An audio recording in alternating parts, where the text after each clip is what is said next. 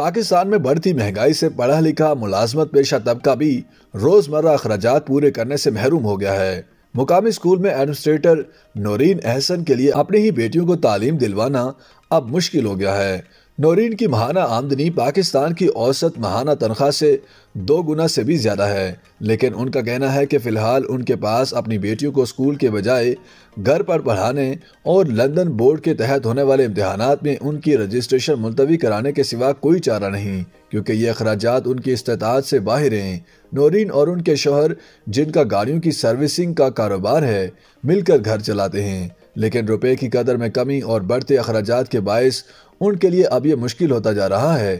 اور یہ صرف نورین کے ہی گھر کی کہانی نہیں، روپے کی گھٹتی قدر اور عالمی مالیاتی فنڈ کے ایک بیل آؤٹ پیکج کے حصول کے لیے سبسڈیز ختم کرنے کے حکومتی اقدام کی وجہ سے پاکستان کی 220 ملین کی آبادی میں سے اکثریت کو اب معاشی مشکلات کا سامنا ہے۔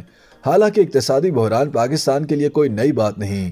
1997 کے بعد سے عالمی مالیاتی فنڈ کا یہ 5واں بیل آؤٹ پیکج ہے، جس کے لیے پاکستان کی حکومت کوشاں ہے، لیکن ماہرین اقتصادیات کا کہنا ہے کہ اس مقصد کے لیے ٹیکسوں اور ایندھن کی قیمتوں میں کیے گئے اضافے اور دیگر اقدامات سے تعلیم یافتہ ملازمت پیشہ طبقہ بری طرح متاثر ہو رہا ہے۔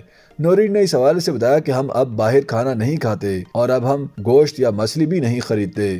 میں نے ٹیشو پیپر اور ڈٹرجنٹ کا استعمال بھی کم کر دیا ہے۔ ہم دوستوں نے ملنا اور تحفے تحائف دینا بھی بند کر دیا ہے۔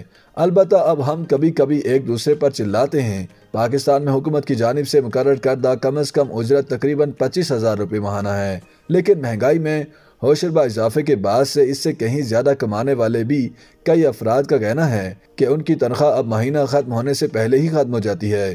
گزشتہ ماہ فروری میں ہی پاکستان میں مہنگائی کی شرح 31.5% ریکارڈ کی گئی تھی، جو کہ ملک میں 50 سال کے عرصے میں مہنگائی کی بلند ترین سطح تھی۔ پاکستان میں پیش کی تنخواہ لینے کی سہولت فراہم کرنے والی فن ٹیک کمپنی کے مطابق پچھلے 3 مہینے سے اس سے لی جانے والی پیش کی تنخواہوں میں ہر ماہ بتدریج اضافہ ہو رہا ہے۔ اس کمپنی کے chief executive officer Umair Ansari کہتے ہیں کہ پیش کی تنخواہ لینے والے افراد میں سے اکثر اس کا 2/3 حصہ گھر کا سودا سلف خرید کر اس کو ذخیرہ کرنے پر خرچ کرتے ہیں، یہ سوچ کر کہ ان اشیاء کی قیمتوں میں نہ جانے کب مزید اضافہ ہو جائے۔ اقتصادی think tank sustainable policy development انسٹی ٹیوٹ آف پاکستان سے وابستہ عابد سلیری کا کہنا ہے کہ بدقسمتی سے پاکستان میں غریب کے لیے تو کھونے کو کچھ بچا ہی نہیں ہے۔ بہت ممکن ہے کہ رمضان میں پاکستانیوں کے اقتصادی مشکلات میں اضافہ ہی ہوگا۔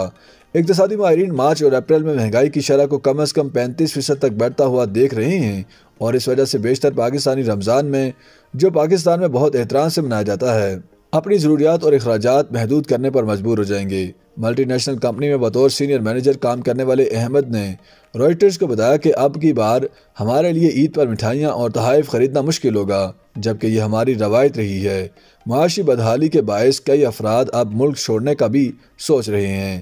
ڈاکٹر خالق کا کہنا ہے کہ ہم باہر کھانا کھانے یا گاڑی استعمال کرنے سے پہلے 2 بار سوچتے ہیں۔ برطانیہ میں کام کرنے کے لیے جو امتحان دینا پڑتا ہے، اس کی فیس پاؤنڈز میں دی جاتی ہے، اور روپے کی قدر میں کمی سے اس میں دن بدن اضافہ ہوتا جا رہا ہے۔ اس صورتحال میں ان کا ارادہ جتنا جلدی ہو سکے یہ امتحان دینے اور پاکستان چھوڑنے کا ہے۔